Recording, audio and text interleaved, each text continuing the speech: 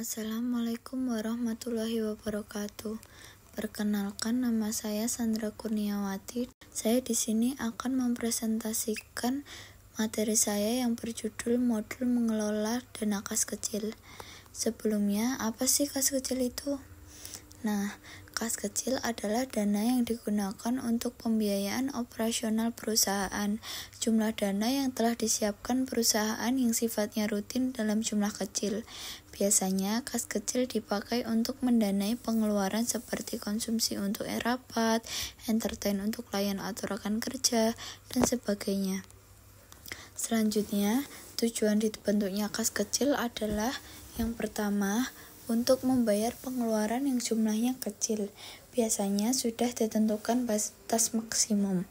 Yang kedua, untuk membayar pengeluaran yang sifatnya mendadak. Yang ketiga, untuk keperluan pembayaran yang jumlahnya kecil dan tidak praktis bila dibayar dengan cek. Yang keempat, untuk membantu kelancaran kegiatan pimpinan. Yang kelima, untuk membantu administrasi kantor atau sekretaris dalam melaksanakan tugasnya, yaitu memberikan pelayanan yang optimal kepada kolega dan pelanggan.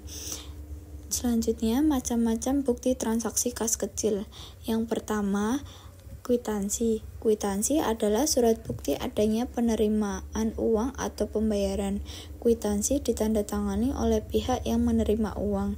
Kwitansi pada umumnya mempunyai dua sisi, yaitu sisi kanan dan sisi kiri. Sisi kanan diberikan kepada orang yang membayar, sedangkan sisi kiri disimpan untuk arsip bagi yang menerima pembayaran.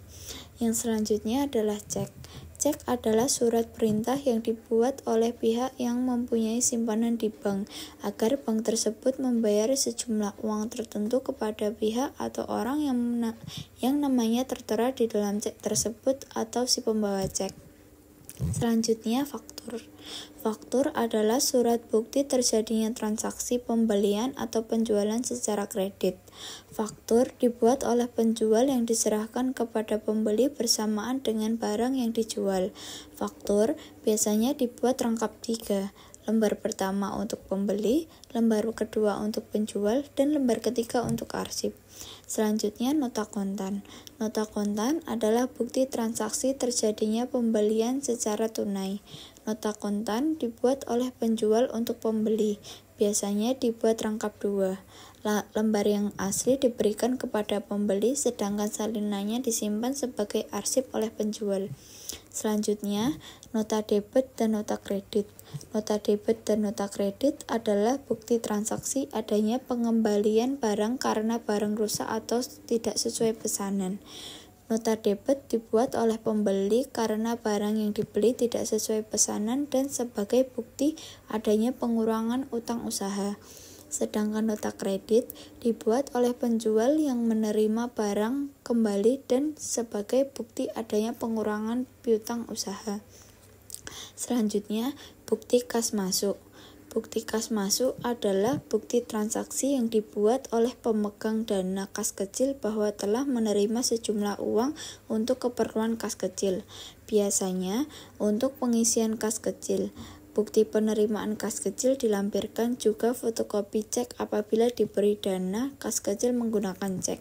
Selanjutnya, bukti kas keluar.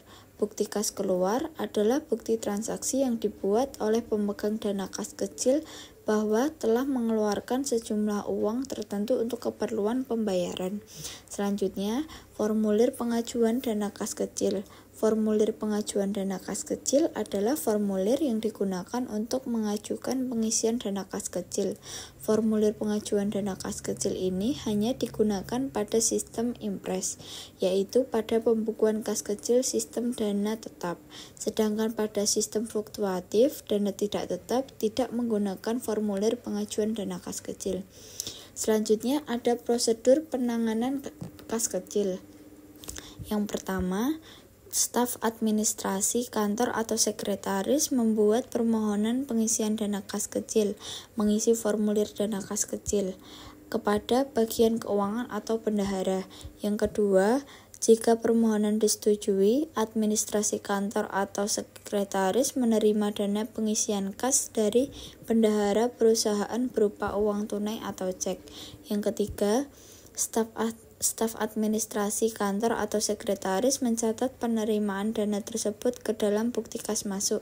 Yang keempat, bukti kas masuk ditandatangani oleh administrasi kantor atau sekretaris dan kasir atau bendahara serta diketahui atau disetujui oleh pimpinan. Yang kelima, bukti kas masuk dilampiri dengan fotokopi cek bila menggunakan cek.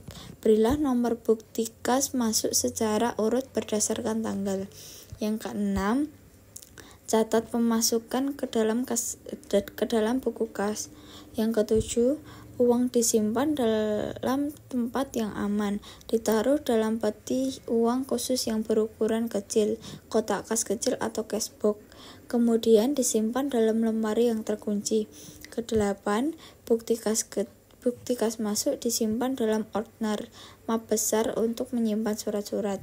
Yang kesembilan, staf administrasi kantor atau sekretaris dapat mengeluarkan dana kas kecil sesuai dengan keperluan atasan atau pimpinan.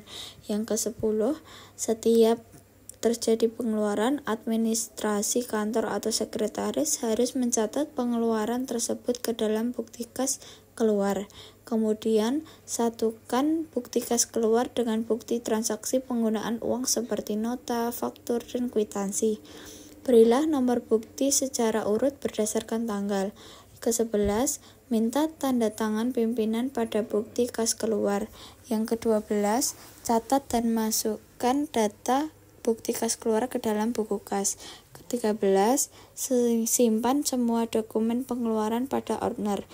Ke-14 atau yang terakhir, bukti laporan pertanggungjawaban penggunaan kas kecil lengkap dengan bukti-bukti transaksinya. Laporan ini harus mendapat persetujuan pimpinan yang selanjutnya akan dilaporkan ke bagian keuangan untuk mendapat kas kecil pengisian dana kas kecil berikutnya. Selanjutnya ada perlengkapan dan peralatan administrasi yang perlu dipersiapkan dalam pengelolaan kas kecil. Ada formulir bukti kas masuk, formulir bukti kas keluar, formulir pengajuan dana kas kecil, berbagai macam bukti transaksi, peti uang, ordner, buku kas, alat tulis, komputer, printer, perforator, stapler, dan tab atau guide. Sekian presentasi yang dapat saya sampaikan, kurang lebihnya saya mohon maaf. Wassalamualaikum warahmatullahi wabarakatuh.